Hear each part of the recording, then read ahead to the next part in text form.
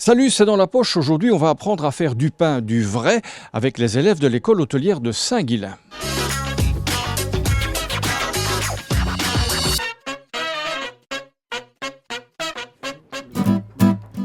Faire du pain, ça a l'air comme ça rock and roll, mais avant de se lancer, il faut connaître les accords et surtout la mesure.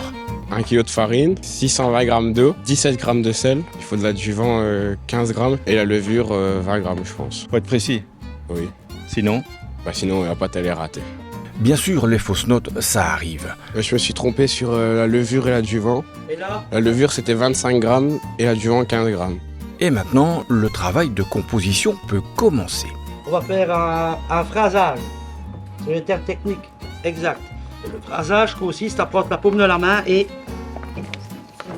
d'écraser ta pâte jusqu'à l'obtention d'une pâte lisse et homogène. De toute façon, vous allez le sentir.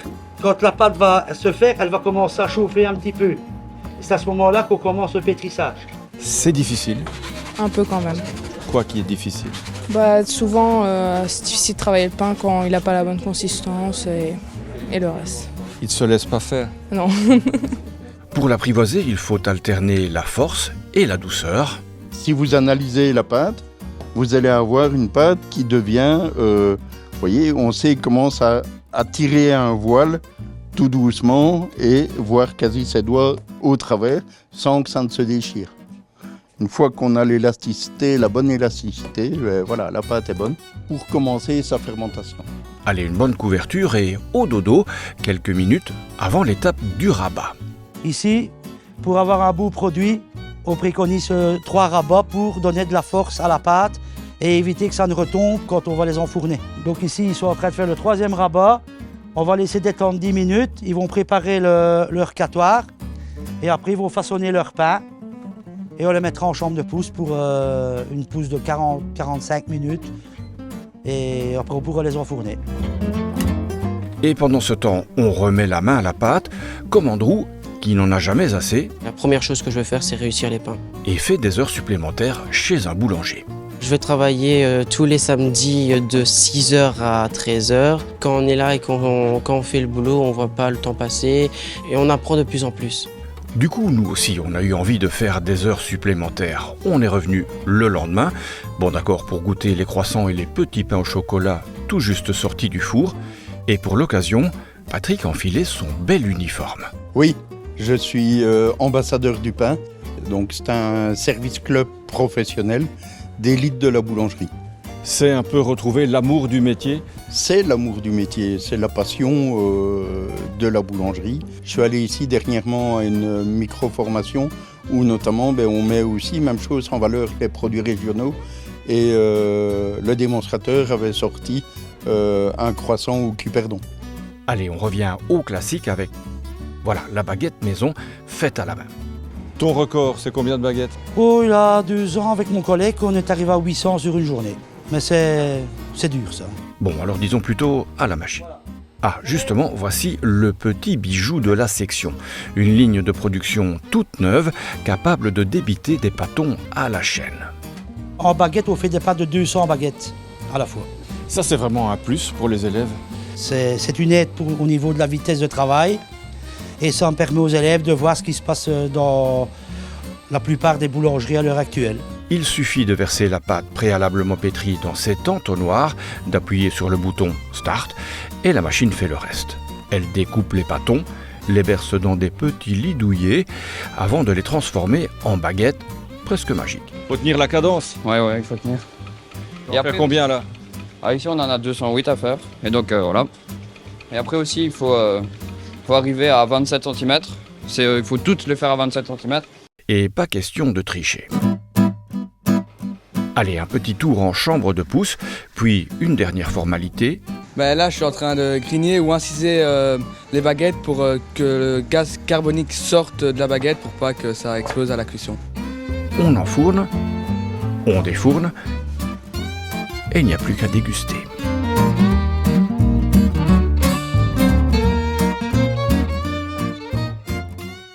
Bien, pour digérer tout ça, je vous propose d'aller faire une petite balade à vélo. Du soleil, un vélo, seul ou à deux, il n'en faut pas plus pour être heureux.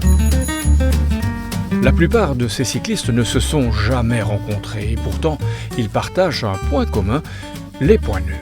Moi je suis plutôt du côté de Écosine-Braine-le-Comte, la Louvière, ce genre de choses. On vérifie avec mon épouse 2 circuits, un dans la région des barrages de l'Odeur et un autre région de Civry-Rance à la frontière française.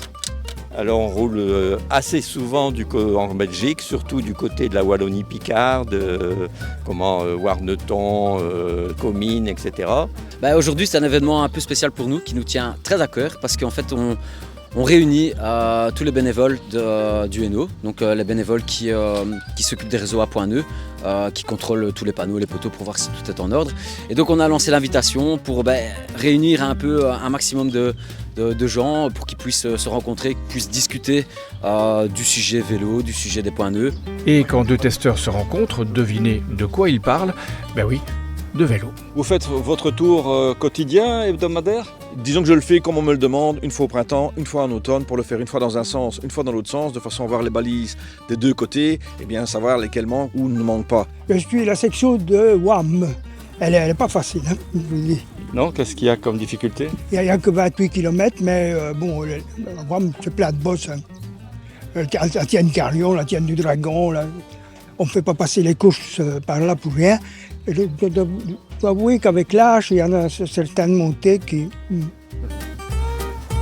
Bon, ça commence plutôt mal pour Daniel et ce n'est pas près de s'arranger. C'est pas le point nœud le plus facile, mais par contre au niveau paysager et touristique, il est super intéressant et super important.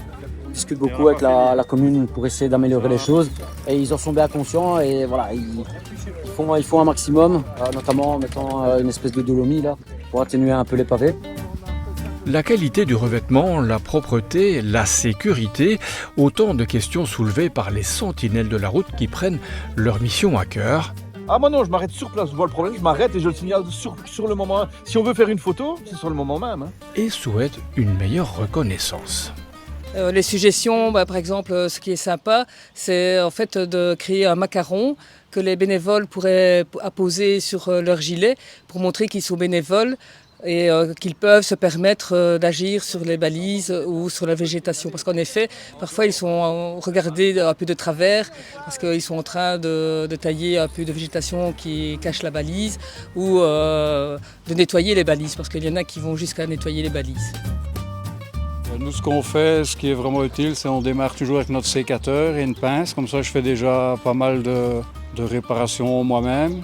Et ce qui est vraiment agréable, c'est que ça fait 3 ans qu'on vérifie les boucles. Et la première année, on avait un panneau sur 2 où il fallait faire des remarques ou un retour. Et on a fait le contrôle il y a 10 jours. Et 100% des panneaux étaient bons. Donc le travail des bénévoles est utile.